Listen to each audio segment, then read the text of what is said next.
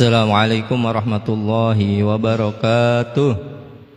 Alhamdulillahi nahmaduhu wa nasta'inuhu wa nastaghfiruh wa na'udzu bihi min shururi min sayyiati a'malina may yahdihillahu fala mudhillalah wa may yudlil fala hadiyalah. Asyhadu an la ilaha illallah wa la syarikalah wa asyhadu anna sayyidana Muhammadan abduhu wa rasuluh. Rabbi shrah li sadri wa yassir li amri wahlul 'uqdatam min lisani yafqahu qawli bijahi sayyidina Muhammadin sallallahu alaihi wasallam. Hadratil mukarramin, para alim ulama, para asatiz, para ustaz, para hadirin, wabil khusus guru kita al ustaz Haji Nurzain Alam SAG, nafa'anallahu bi kulli hayati wa bi 'ulumihi fid dharain. Amin ya rabbal alamin. Pertama-tama marilah kita memanjatkan puji syukur kehadirat Allah Subhanahu wa taala atas segala berbagai nikmatnya, baik nikmat iman, Islam dan sehat walafiat, sehingga kita masih beraktivitas dengan sebaik mungkin, sebagaimana kita bisa menghadiri pengajian setiap malam Kamis diadakan di Masjid Jami Al-Anwar ini dengan kajian kitab Nasaihul Ibad. Salawat dan salam tak lupa kita aturkan kepada junjungan Nabi besar Muhammad sallallahu alaihi wasallam. Semoga kita semua mendapat syafaat yaumil akhir nanti. Amin ya rabbal alamin. Baiklah para hadirin yang berbahagia, kita awali pengajian pada malam hari ini dengan bacaan surah Al-Fatihah. Kita kirimkan pahala Al-Fatihah ini untuk kedua orang tua kita, kakek nenek kita, para guru kita, baik yang masih ada maupun telah tiada. Kita kirimkan juga pahala Al-Fatihah ini untuk mereka yang berjasa dalam pembangunan, pengembangan dan pemakmuran Masjid Jami Al-Anwar. Kita kirimkan juga pahala Al-Fatihah ini untuk pengarang kitab yang telah kita kaji dan akan kita kaji pada malam hari ini. Ala haziniya wa likulli niyatin shalihah وإلى حضرة النبي محمد صلى الله عليه وسلم. الفاتحة. أعوذ بالله من الشيطان الرجيم. بسم الله الرحمن الرحيم. الحمد لله رب العالمين الرحمن الرحيم مالك يوم الدين إياك نعبد وإياك نستعين اهدنا الصراط المستقيم صراط الذين أنعمت عليهم غير المغضوب عليهم ولا الضالين رب اغفر لي ولوالدي آمين. Baiklah para hadirin, kita dengarkan pengajian yang dipimpin oleh guru kita Al-Ustaz Haji Nurdin Alamsyah SHG. Kepada beliau dipersilakan. Assalamualaikum warahmatullahi wabarakatuh. Alhamdulillahilladzi faddala bani Adam bil ilmi wal amal ala jami'il alam. Wassalatu wassalamu ala sayyidina Muhammadin sayyidil arabi wal ajam wa ala alihi wa ashabihi ya nabi'il ulumi wal hikam. Amma ba'du, wa subhanaka la ilma lana illa ma 'allamtana innaka antal alimul hakim. Rabbi shrah li sadri wa yassir li amri wa hlul 'uqdatam min lisani yafqahu qawli. Rabbi shrah li sadri wa yassir li amri wa hlul 'uqdatam min lisani yafqahu qawli. Rabbi shrah li sadri wa yassir li amri wa hlul 'uqdatam min lisani yafqahu qawli. Bijahi sayyidina Muhammadin sallallahu alaihi wasallam. Al-Fatihah. Iya.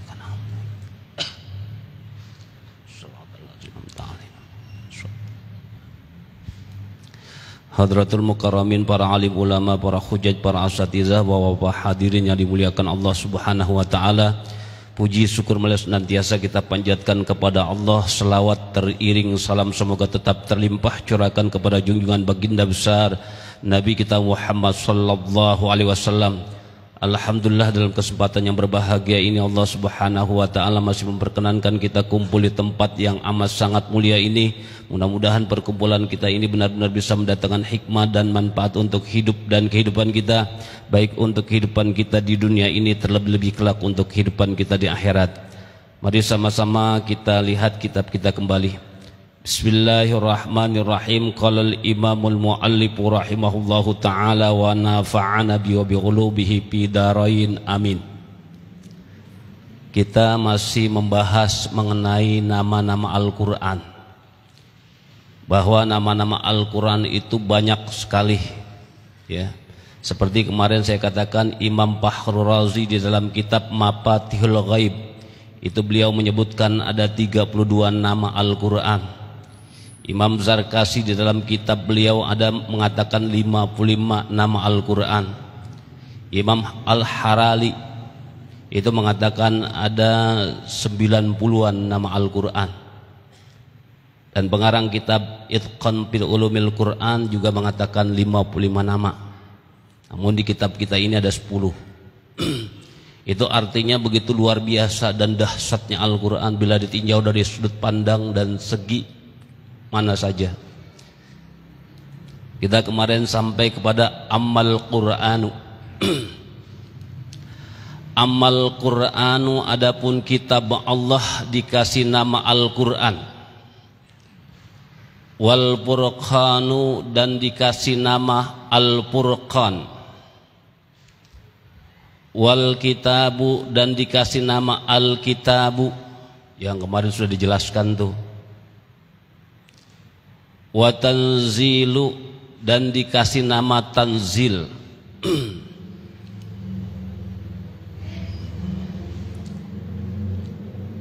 Itu pamasyhurun ay ma'rufun bainan nas.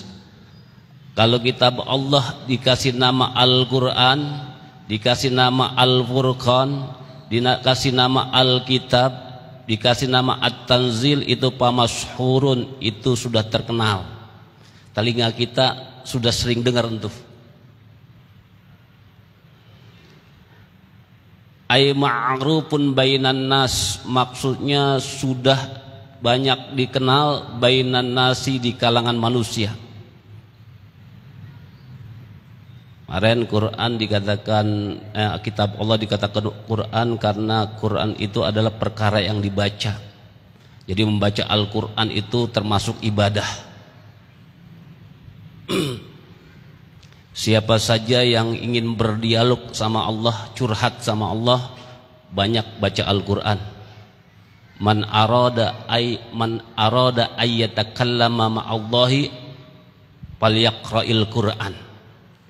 Siapa saja yang ingin bercengkrama, curhat mengenai masalah apa saja, itu perbanyak baca Al-Quran.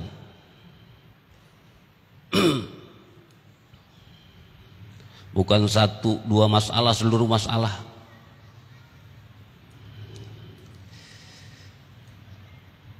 Makanya satu ketika Nabi kita Imam Ali karramallahu wajhah pernah dipesan, ya Ali, baca Al-Quran, pelajari Al-Quran, lantas kau ajarkan Al-Quran kepada umat manusia. Setiap huruf yang kamu baca mengandung 10 kebaikan. Padahal jumlah huruf itu puluhan ribu, 320.671 huruf. Ada yang mengatakan 1 juta. Kali-kalikan 10. Ya Ali, baca Al-Quran, pelajari Al-Quran, lantas kau ajarkan Al-Quran kepada umat manusia. Jika terjadi apa-apa terhadap diri kamu dan apabila meninggal, maka meninggal kamu mati syahid. Ya Ali, baca Al-Quran, pelajari Al-Quran, lantas kau ajarkan Al-Quran kepada umat manusia. Jika kamu pada saat melaksanakan kegiatan-kegiatan yang mulia itu meninggal dunia, maka berbondong-bondong para malaikat datang ke kubur kamu, hendak membuatkan haji badal kamu ke Baitullah.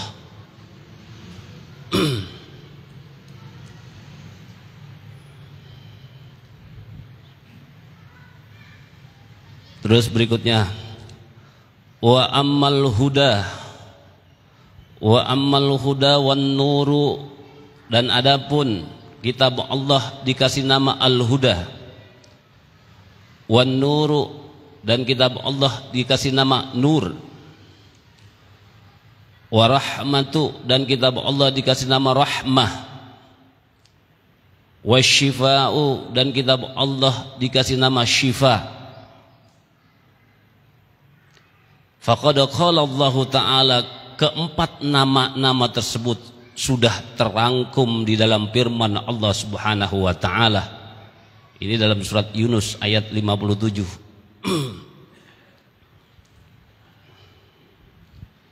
Qala Allah Ta'ala, telah berfirman Allah Subhanahu wa Ta'ala, ya ayyuhan, itu berarti wajib muttasil kalau dilihat dari susunan kalimatnya itu 2 kalimat, berarti jaiz munfasil. Tapi kalau dalam ditinjau dalam segi arti 1 kalimat, wahai.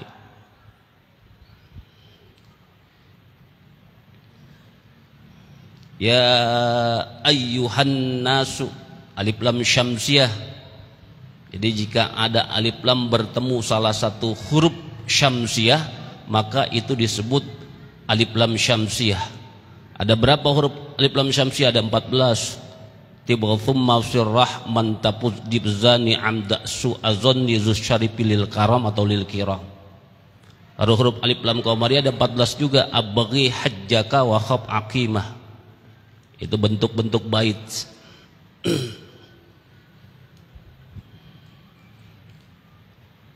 Ya ayyuhan nasu, nah itu berarti mad wajib atau mad tabi'ih. Repotnya pada saat baca Quran mesti diikutin tajwidnya walaupun lagi ngajarin.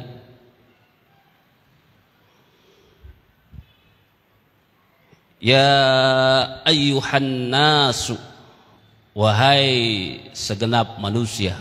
Masuk kita. Berarti kalau ya ayyuhan nas, berarti ini suratnya makkiyah. Karena diawali dengan ya ayyuhan nas. Kalau suratnya al-madaniyah ya ayyuhalladzina amanu.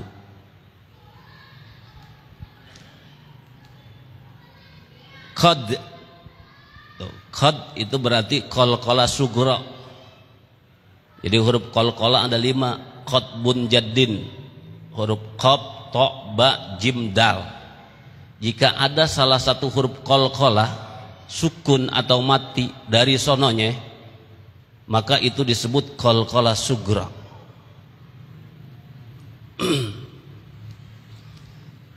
Qad ja'atskum,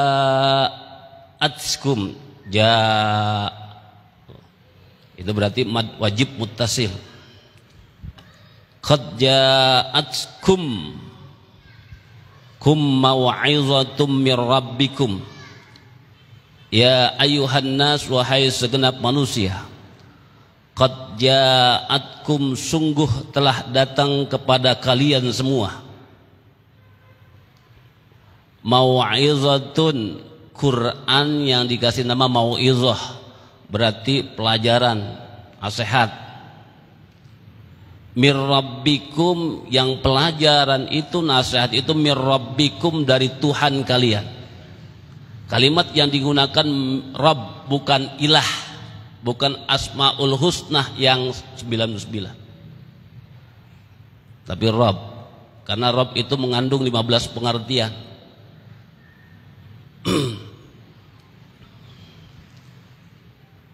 Jadi sungguh telah datang kepada kalian semua Al-Quran yang menjadi pelajaran, yang menjadi mau'izah mir rabbikum, dari Tuhan kalian. Wa shifaa'un, dan Al-Quran itu disebut atau dinamakan syifa, sebagai penawar, penyembuh. 5, dari berbagai macam penyakit bisuduri, yang ada dalam hati. Kalau ini berarti tafsirannya syirik, dengki dan sejenisnya. Tapi juga kalau lihat dari penafsiran yang lain, itu bisa seluruh macam penyakit. Penyakit apa aja? Termasuk Van der Haven itu, jadi ilmuwan dari Belanda. Jadi orang yang sering membaca Al-Quran itu nggak akan pernah terkena penyakit kejiwaan apapun itu. Kalau Dr. Alfred Tomatis dari Perancis mengatakan bahwa seluruh sel-sel kanker dan tumor yang ada di dalam diri manusia, jika kita baca Al-Quran, kita perdengarkan bacaan itu dengan diri kita sendiri, sambil kita pegang, kita usap, mana yang sakit kita resapi, itu sel-sel kanker dan tumor itu bisa dibombardir dengan bacaan Al-Quran yang terdengar oleh diri kita sendiri.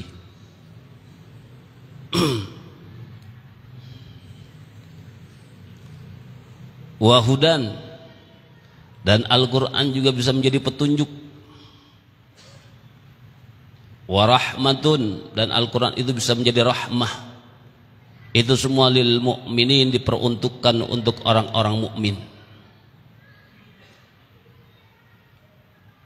Jadi itu buat rahmat itu termasuk apa saja.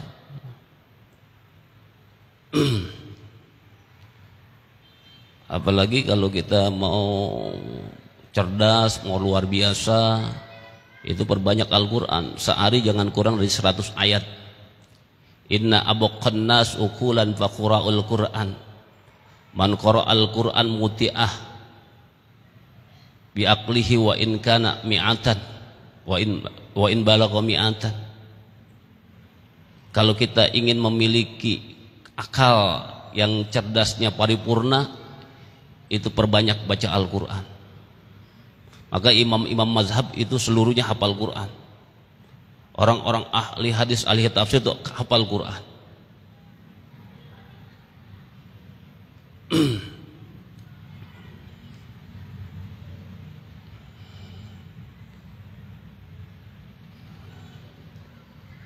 Terus berikutnya, wa qad qala Allah Ta'ala, dan sungguh telah berfirman Allah Subhanahu wa Ta'ala.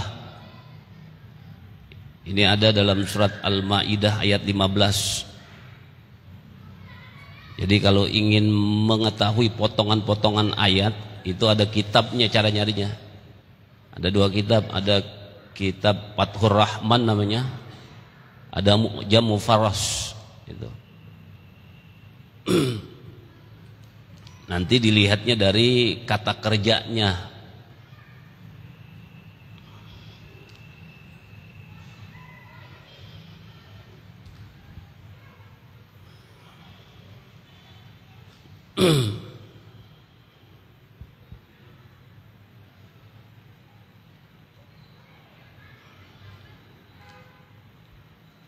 Qad ja'akum minallahi nurun wa kitabum mubin. Ini berarti Quran dikasih nama nur dan kitab. Qad ja'akum, sungguh telah datang kepada kalian semua. Qad masuk di fi'il madi itu berarti faedahnya tahqiq wa takrib itu. Jadi faedahnya itu benar-benar bisa kita rasain dan nyata itu. Qad ja'akum minallahi nurun wa kitabum mubin. Dan sungguh telah datang kepada kalian semua nur, kitab yang dikasih nama nur, wa kitabun mubin, dan kitab yang menerangkan. Kitab yang dikasih kata nur dan kitab yang menerangkan itu minallahi, notabene-nya dari Allah. Tuh. Jadi makanya itu mengkanter kalau kitab itu karangan Nabi dan sebagainya. Itulah rata-rata minallah rata-rata.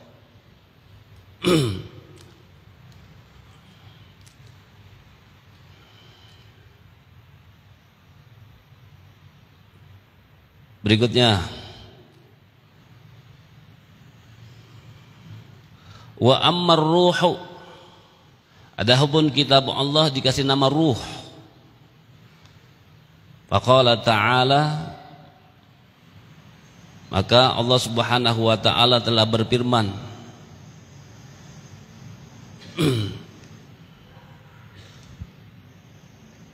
wa kadzalika auhayna ilaika ruham min amrina, dan begitu pula telah kami wahyukan kepadamu Muhammad ruhan, Al-Quran yang dikasih nama ruh itu min amrina, berdasarkan perintah kami. Jadi Al-Quran turun nama Nabi Muhammad itu berdasarkan perintah Allah, bukan maunya Rasul. Makanya biasanya Al-Quran itu punya asbabun nuzul. Jadi disesuaikan dengan situasi dan kondisinya, dengan masalah yang lagi dihadapinya. Nggak bisa direkayasa, nggak bisa dikepengengin, nggak bisa. Satu contoh, ada salah satu ayat dalam surat Al-Kahfi yang berbunyi insya Allah. Satu ketika rombongan datang menghadap Nabi, menanyakan 3 masalah luar biasa. Terus Nabi spontan saja, besok kamu datang, saya kasih jawaban itu semua. Ternyata apa yang terjadi? Ternyata setelah rombongan itu besoknya datang, nah malaikat Jibril tidak datang memberikan jawaban sebagaimana yang dijanjikan Rasulullah. Maka di dalam surat Al-Kahfi ada kata-kata penyebut, jika kamu ingin mengerjakan sesuatu yang belum kamu lakukan atau akan kamu lakukan, maka ucapilah insya Allah. Sekapasitas Nabi tidak mengucapkan insya Allah, begitu jadinya. Tapi kalau kita ngucapin insya Allah, ada yang ngundang, ngucapin nama kita ngucap insya Allah, gimana itu? Ntar jangan lupa ya, abis isya datang ke rumah aneh, insya Allah. Yang ngundang nyengir, insya Allah. Yang ngundang nyengir, kita ngucapin insya Allah. Padahal ilmunya mesti ngucapin insya Allah, tapi ada yang ngundang kita jawab insya Allah, nyengir dia. Ya urusannya berapa dan insya Allah gitu. Padahal emang begitu harusnya. Ya. Tadi tanya insya Allahnya, insya Allah yang benar apa insya Allah yang gimana nih, gitu ditanya. Tuh, jadi Al-Quran nggak bisa dikepengenin, nggak bisa kalau turunnya sesuai dengan kehendak Allah.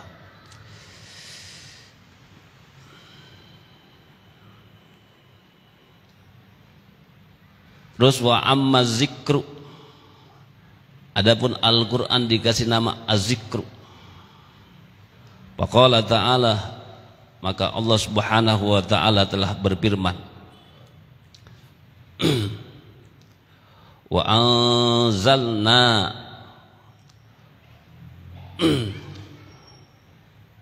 kalau disambung wa anzalna ilaika berarti majja ismun fasil. Wa anzalna itu ikhfa, nun mati ketemu zai, huruf ikhfa berarti 15. Sibdzatsana kam jada syahsun qad sama dum thayyiba zid fitu qanda zalima. Wa anzalna, jika ada lam di kalimat fi'il atau di kalimat isim itu berada mati sukun, maka lam itu menjadi izhar mutlak, dibacain jelas. Wa anzalna, wa anzalna ilaika dzikra litubayyina linnasi. Wa anzalna, dan telah kami turunkan, ilaika kepadamu Muhammad maksudnya, az-zikra, Al-Quran yang dikasih nama az-zikra, litubayyina linnasi, untuk agar kamu memberikan penerangan kepada umat manusia. Karena keterangan yang paling efektif dan akurat itu adalah Al-Quran. Bahasanya paling simpel, paling singkat, paling padat, dan gak ada yang bisa niru. Walaupun sesatu surat yang paling pendek sekalipun, seperti Inna A'tayna, gak ada yang bisa. Dari dulu sampai sekarang. Jadi begitu dahsyat dan begitu luar biasanya Al-Quran. Oleh karenanya jangan sampai kita seharian enggak baca Al-Quran. Jangan sampai.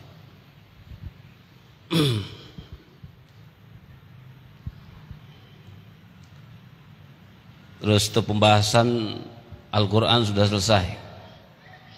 Masuk kita pada pembahasan berikutnya. Wal maqalatu tsaniyata asyrata, adapun maqalah yang ke-12,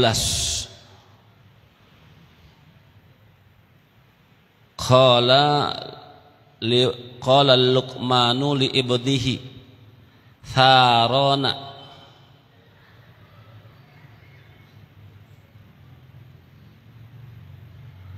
telah berkata Luqman, qala Luqmanu, ya berarti qala Luqmanu li ibnihi, telah berkata Luqman. Ini hilaf Luqman, ada yang mengatakan dia orang bijak, orang luar yang berkatakan nabi, ada yang mengatakan orang soleh dan lain sebagainya, itu hilaf. Qala Luqmanu li ibnihi, telah berkata Luqman li ibnihi kepada anak beliau yang bernama siapa? Tharona, namanya Tharon, namanya tuh. Ya bunayyah, wahai anak laki-lakiku. Laki-laki yang masih kecil dipanggil ya bunayyah. Nah itu tasghiru mahabbatin, panggilan kesayangan anak kecil itu dipakai dengan ya bunayyah.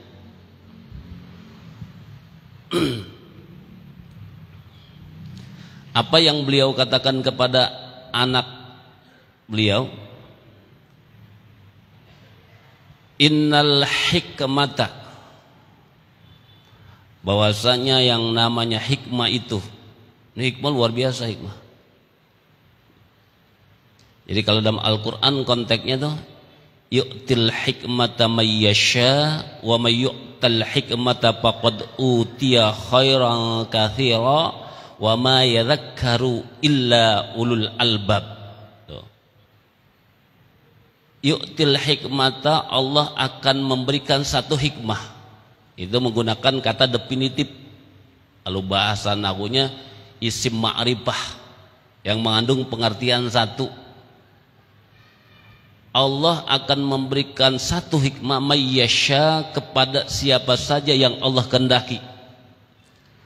Wa may yu'tal hikmata, kalau ketepatan ada salah seorang hambanya yang dikasih satu hikmah saja, faqad utiya, sungguh orang itu sudah diberikan, sungguh orang itu sudah dianugerahkan khairan katsira, kebaikan yang begitu banyak.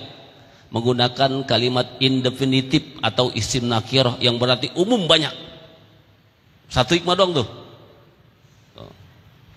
Namun wa ma yadzakkaru illa ulul albab, hikmah yang begitu luar biasa enggak dikasih sama siapa-siapa kecuali sama orang yang mau cari ilmu, yang punya ilmu itu.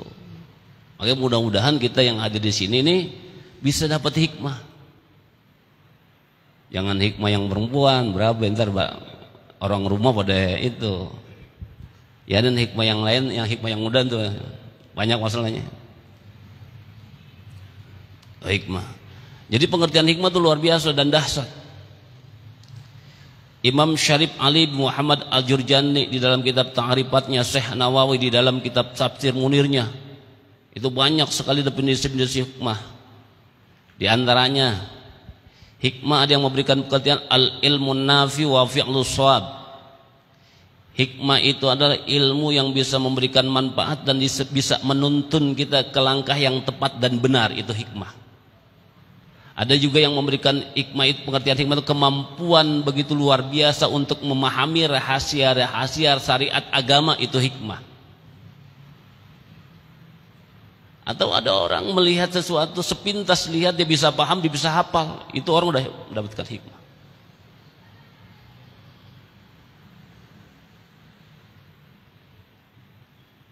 Definisi hikmah itu berarti dhalatul mu'min haitsu ma wajadaha akhadhaha. Hikmah juga dikasih pengertian itu adalah barang hilangnya orang mukmin, di mana saja kamu bisa menemukan hikmah itu langsung ambil. Karena hikmah itu bertebaran banyak. Sampai ada ulama mengatakan khudhil hikmata walau min famil bahaim. Ambillah hikmah itu walaupun di dalam mulut binatang. Ada seorang ulama besar, justru di autobiografinya mencantumkan gurunya itu seekor ikan. Bayangkan itu. Ulama yang Baharuddin, orang yang udah lautan ilmu, tapi di biografi beliau itu dicantumkan salah satu gurunya seekor ikan.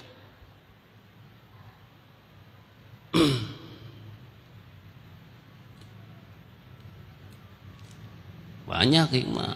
Umpamanya dalam surat Hal Ataka itu ada kata-kata onta. Dari terciptanya Allah ciptakan onta itu, maka terinspirasi menjadi sebuah kendaraan. Bagaimana caranya sesuatu itu bisa digunakan dengan waktu yang lama dalam bilangan kilometer yang jauh? Akhirnya terinspirasi dari punuk onta. Dia bisa menyimpan air sehingga dia mampu berjalan kiloan kilometer di tengah-tengah terik matahari. Maka terciptalah mobil, terciptalah motor.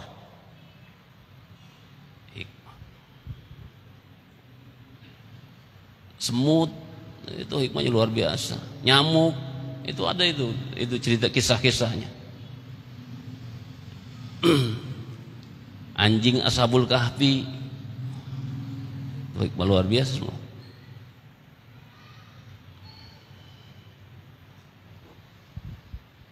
Namun hikmah-hikmah yang luar biasa itu enggak akan bisa bersemayam di hati orang yang masih bertekuk lutut sama dunia. Giliran ngaji di kebingungan sama urusan dunianya, jadi nggak ngaji, nggak bakalan dapat. Jadi al-hikmatu tahwi minas sama ilal qulub falam takun fi qalbin fihi arba'u khisalin. Hikmah itu akan Allah turunkan dari langit ke hati-hati orang yang Allah tuju. Namun falam takun fi qalbin fihi arba'u khisalin. Namun hikmah itu tidak akan pernah bersemayam di dalam hati orang yang memiliki 4 perkara. Yang pertama, rukubun ila dunya, bertekuk lutut terhadap dunia. Dunia kita boleh kita tempatin di mana aja boleh. Kalau duit kita boleh kita taruh di dompet kita, boleh dibawa di bawah bantal kita, boleh di bawah kasur kita, boleh di ATM kita, boleh di bank, di mana saja boleh. Tapi jangan pernah duit taruh di hati kita. Kalau duit udah taruh di hati kita nggak bisa kemana-mana. Boleh kita punya apa aja, tapi jangan pernah taruh di hati. Terus hammun ghaddin, selalu punya angan-angan begitu luar biasa. Terus wa hasadun akhin, iri terhadap sesama. Susah kalau orang punya sesama. Wa hubbus syarabi, masih mencintai kemuliaan, keduniaan atau orang-orang kaya, orang mulia.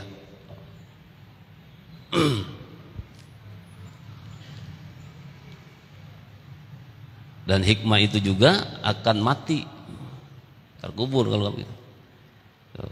Itu hikmah gitu loh. Nah, innal hikmata, sesungguhnya yang namanya hikmah itu bisa kamu peroleh anta'mala, jika kamu melakukan asyra khisalin, 10 perkara. Jadi hikmah bisa kita peroleh, kita bisa dapat kalau kita bisa melakukan 10 perkara.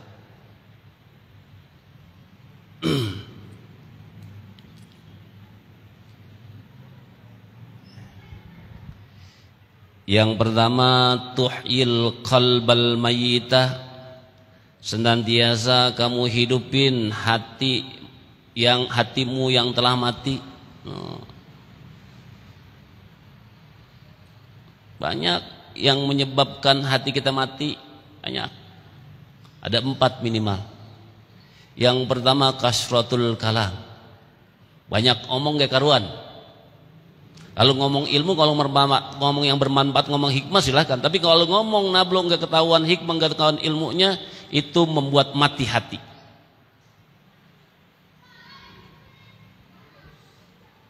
Terus wa kasratud dhahki, banyak ketawa.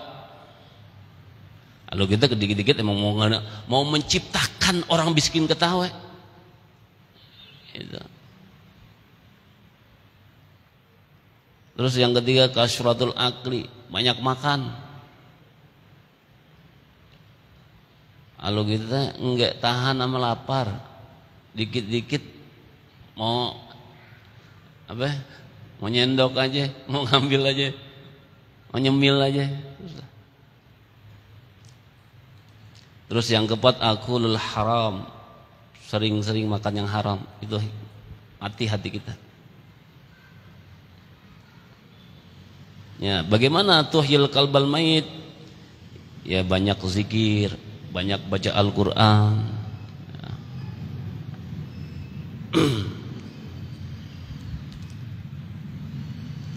Itu yang pertama. Jadi untuk memperoleh hikmah, hidupin hati kita yang sudah mati. Terus apa lagi? Wa tujalis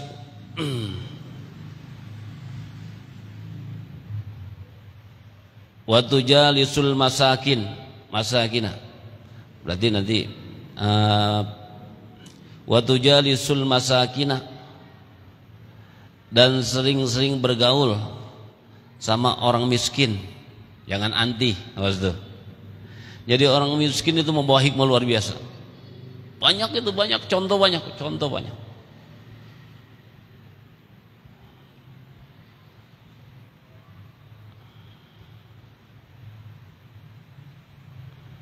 Contoh-contoh orang luar biasa itu justru dapat hikmah itu dari orang-orang yang enggak dipandang secara kemuliaan, dapat hikmahnya.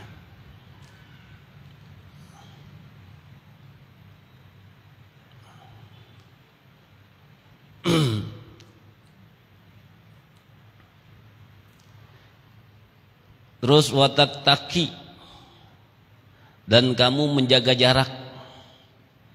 Ai tajtanibu, maksudnya kamu menghindar, menjauhi.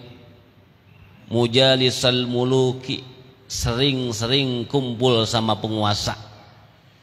Astuh. Lalu kita pengen banget diundang penguasa. Wah.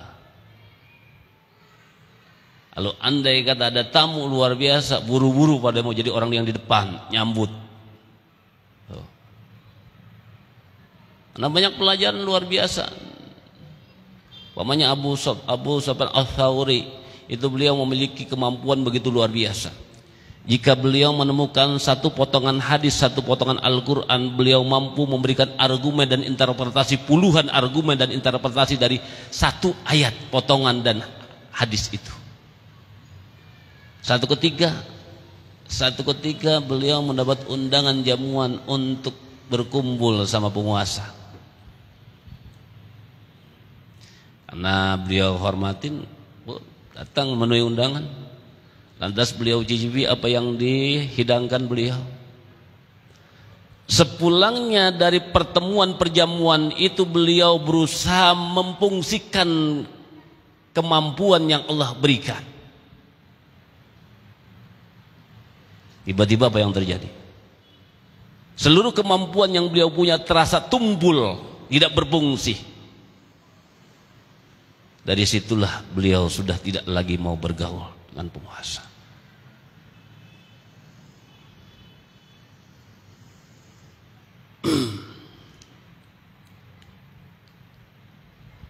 Watattaki ay tajtadibul mujalisal muluki. Jadi jaga jarak, menghindari banyak bergaul dengan para penguasa.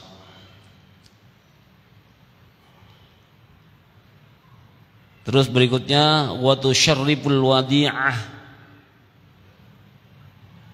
dan kamu memuliakan orang-orang yang tidak memiliki kedudukan yang rendah. Nih umpamanya satu ketika ada di satu pertemuan, ya karena maaf dalam kelihatan zahirnya enggak punya kedudukan, dia dikucilkan, dia dimarginalkan sehingga enggak diajak ngobrol, enggak disapa. Nah, melihat orang-orang yang semacam itu langsung rangkul, ajak, posisikan dia, muliakan dia. Pada saat itu kita lakukan bisa dapat hikmah dari dia nih. Iman sayang gitu, pada kaget tahu. Sekarang ke temen aja kaget dikenal, dia lagi kumpul sama penguasa, pejabat, kita deket banget sama dia, kaget ditegur. Banyak yang begitu. Banyak. Boro-boro orang lain yang memang dimarjilkan, tidak diorangkan, kita tarik, kita rangkul. Terkadang teman dekatnya aja diogah.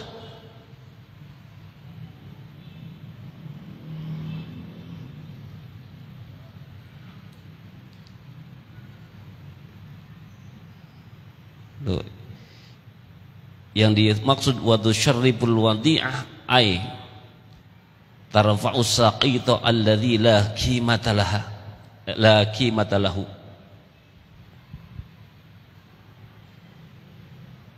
Maksudnya kamu angkat orang yang terpuruk, alladzi la qimata lahu, yang enggak punya harga diri di mata-mata orang banyak, angkat.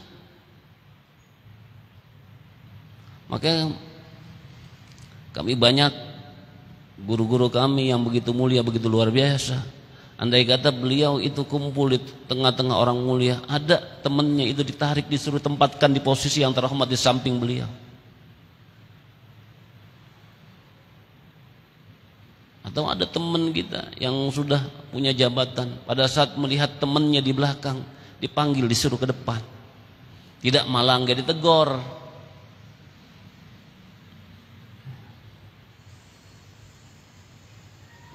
Justru bisa kita memperoleh hikmah dari hal-hal yang kayak begitu.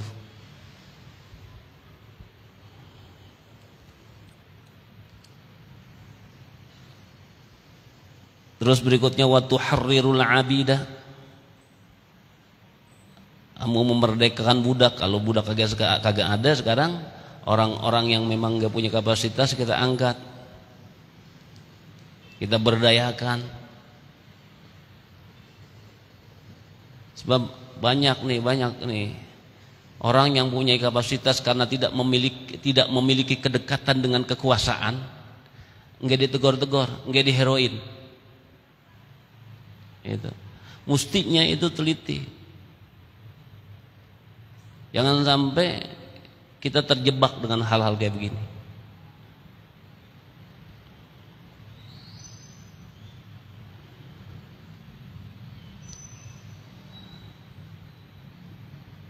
Terus berikutnya watuwil ghariba,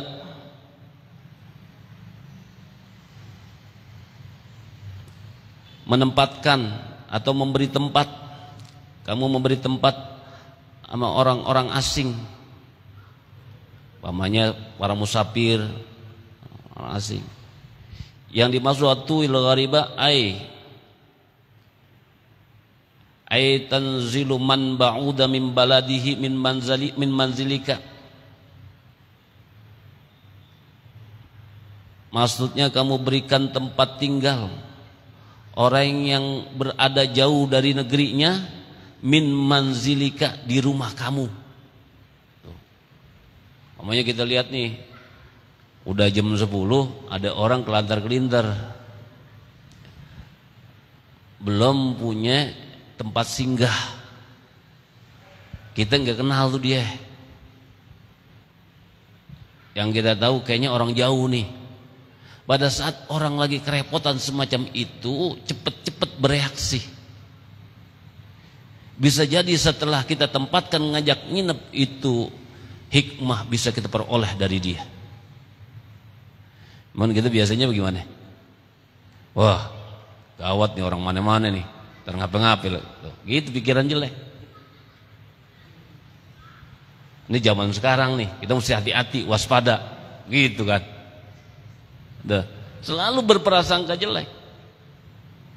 Padahal alaika bi husnil dzan, fa inna husnal dzan ya'lu ila husnil khuluq, wa inna husnal khuluq ya'lu ila husnil khatimah. Biasain punya sikap sifat baik sangka, karena sifat baik sangka itu akan melahirkan perilaku yang mulia, dan perilaku yang mulia itu akan menghantarkan kepada husnul khatimah. Sekarang memang udah zamannya kayak begitu sih. Kita yang dihembusin tuh yang selalu berprasangka nggak bagus, selalu begitu.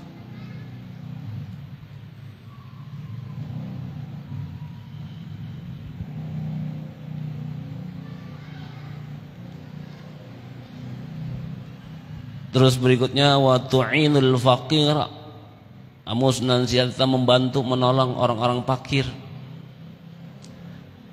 Bimalika, dengan harta yang kamu miliki. Sebab orang fakir itu ada dua.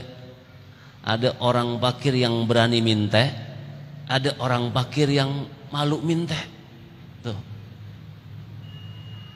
Takutnya kita terjebak sama yang orang fakir yang malu minta. Wow, bahaya. Wa tazidu li ahli syarab wallahu a'lam bissawab. Al-Fatihah.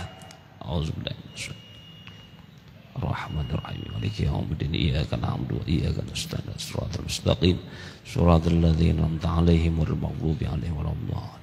Mari sama-sama kita tutup dengan doa majlis. Bismillahirrahmanirrahim. Subhanakallahumma wa bihamdika asyhadu an la ilaha illa anta astaghfiruka wa atubu ilaik. Lebih dan kurangnya saya mohon maaf. Wabillahi taufik wal hidayah. Wassalamualaikum warahmatullahi wabarakatuh. Terima kasih kami ucapkan kepada guru kita Ustaz Haji Nurzain Alam Syaghi. Semoga apa yang beliau sampaikan akan bermanfaat bagi kita semua. Akhir kalam, wassalamualaikum warahmatullahi wabarakatuh.